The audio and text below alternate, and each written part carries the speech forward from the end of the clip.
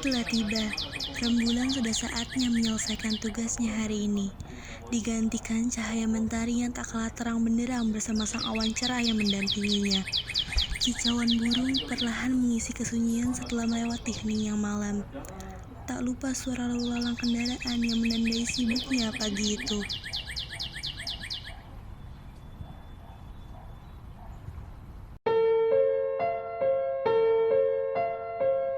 Seorang gadis cantik terlihat tersenyum meriang diiringi langkah kecilnya.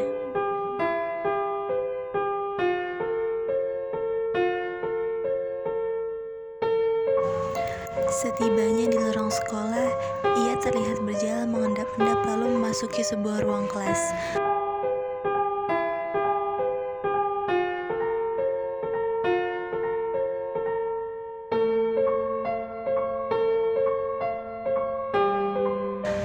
Dirinya menaruh sebuah kotak bekal di salah satu meja di sana. Ditulisnya sebuah surat untuk sang penerima. Bekal ini untuk seorang lelaki yang sudah menjadi pemikat hatinya selama sebulan terakhir. Angga namanya.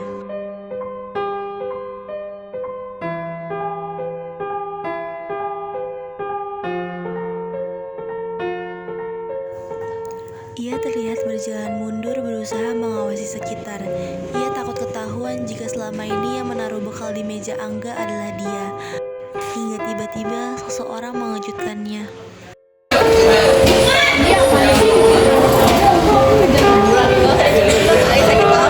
Lagian ngapain sih pagi-pagi di depan kelas orang tapi kan nguril.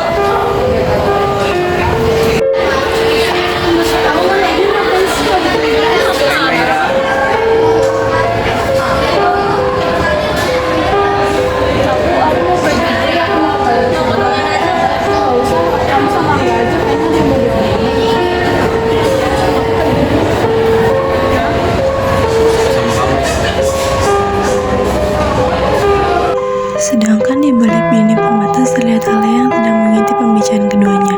Ia terlihat tak terima jika yang disukai Angga adalah Naira. Perasaan dengki dan benci mulai muncul dalam hatinya. Rencana buruk yang muncul dalam benaknya. Ini bukan Alea yang dulu.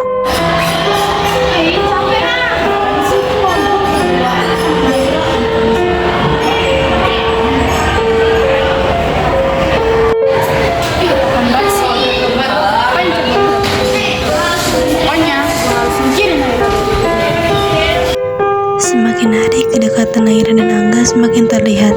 Sebenarnya hanya Angga yang berusaha mendekatinya. Naira sama sekali tidak tertarik dengan Angga. Pikirannya dari kemarin hanya memikirkan sahabatnya, Alea. Akhir-akhir ini gadis cantiknya terlihat seperti menghindari dan menjauhinya. Padahal ia masa tak berbuat masalah apapun. Sedangkan di ujung sana terlihat Alea yang sedang menatap sinis dan tajam ke arah Naira dan Angga. Tepatnya kepada Naira. Perasaan bencinya kepada Naira semakin hari semakin tak terkontrol.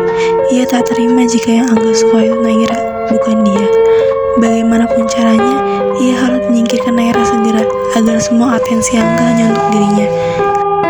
Tangannya bergerak merogoh saku roknya mengambil ponselnya.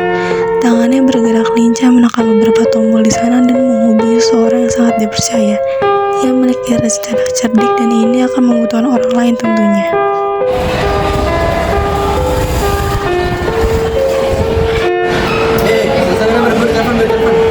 Ya. Gua jagain lu.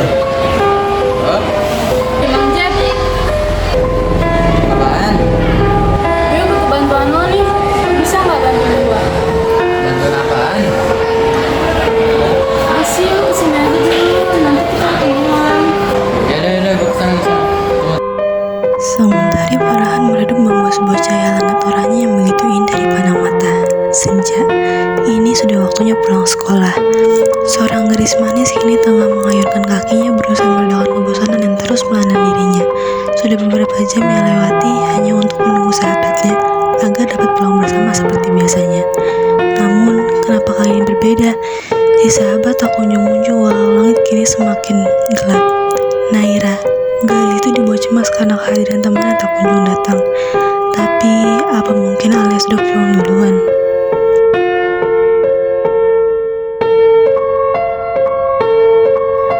Dengan langkah lemas, pada akhirnya Naira memutuskan untuk pulang ke rumah, namun tetap dengan perasaan cemas dan khawatir.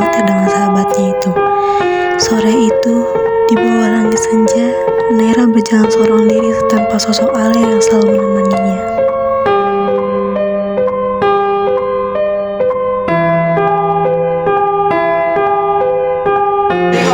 Gelap menyelimuti pandangan gadis manis itu. Tangannya tampak diikat kencang oleh seonggok tali yang melilit di belakang kursinya. Tubuhnya ia gerakkan, berusaha melepaskan diri dari tali tersebut. Naira ingin keluar dari sini. Di sini gelap. Naira takut kegelapan. Rasanya seakan Naira dicekik oleh kegelapan yang membuatnya kesulitan bernafas.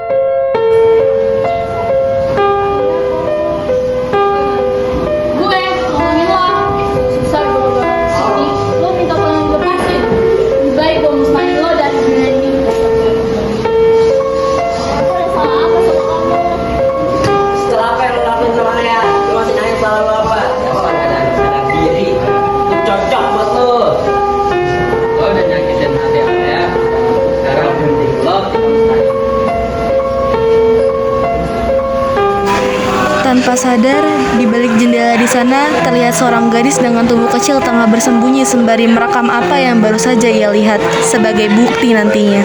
Bel pulang sudah berbunyi, namun tak ada tanda-tanda Naira ingin pulang ke rumahnya.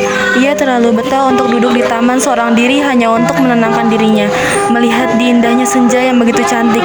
Namun kali ini ia hanya melihatnya sendiri tanpa Ale yang menemani. Ah, sudahlah. Naira ingin kembali menangis jika mengingatnya.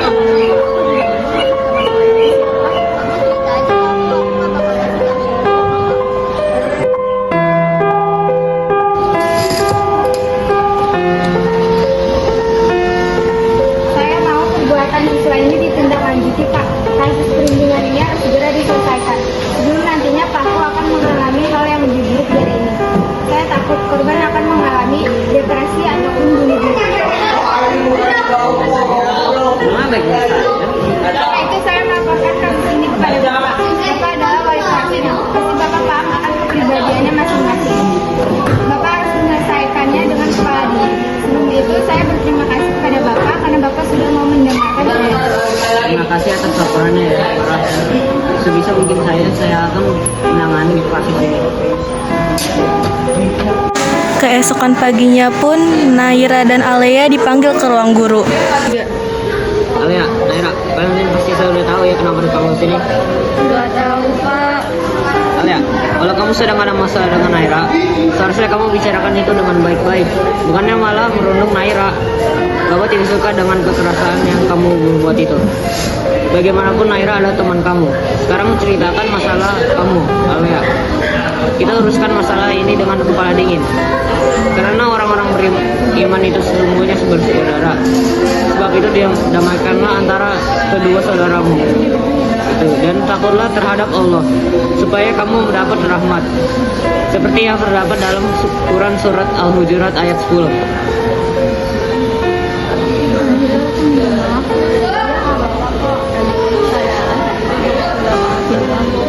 Kemarin itu cuma salah paham aja.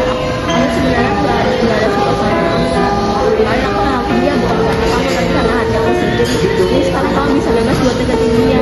Jadi cukup mama. Iya. Lihat.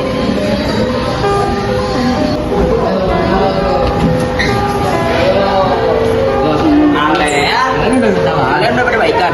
Udah dong. Dengan ini, kita tutup kisah Alea dan Naira. Kedepannya, biarkan mereka menjalani kehidupan mereka sebagaimana mestinya. Mungkin nantinya akan ada sedikit bumbu masalah. Namun, jika keduanya bisa saling memahami dan menguatkan, itu tidak akan menjadi masalah yang besar. Untuk hari ini, esok, dan selamanya, jadilah Alea dan Naira yang selalu bersama bagaimanapun kedepannya. Hari ini kita dapat mengambil hikmah yang harus kita terapkan dalam kehidupan.